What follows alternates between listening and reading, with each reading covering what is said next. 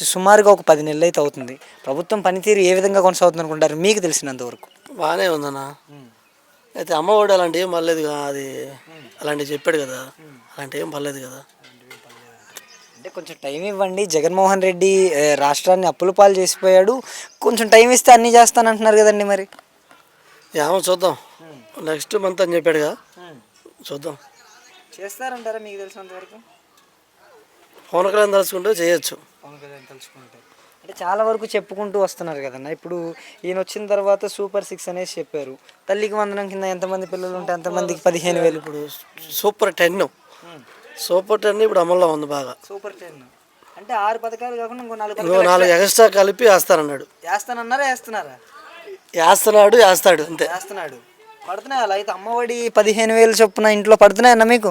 2 సార్లు పడ్డాయి ఇప్పటికి. 2 సార్లు ఎంత పడ్డాయన్న? 15,000 కాడికి. అంటే జగన్మోహన్ రెడ్డి గారు 2,000 తగ్గించినట్టు ఏం తగ్గిలేదా? ఏం తగ్గిలా, మొత్తం ఫుల్గా అమౌంట్ 15,000 వేస్తున్నాడు. 30,000 ఇబ్బంది లేదు కన్నా అలా అయితే. ఇంకా ఇబ్బంది ఏం లేదు. మరి ఇంట్లో మహిళలు ఉంటే ఆడవాళ్ళు ఉంటే 1,500. 18,000 కాదు కదా, నెలకు 1,500 కదా.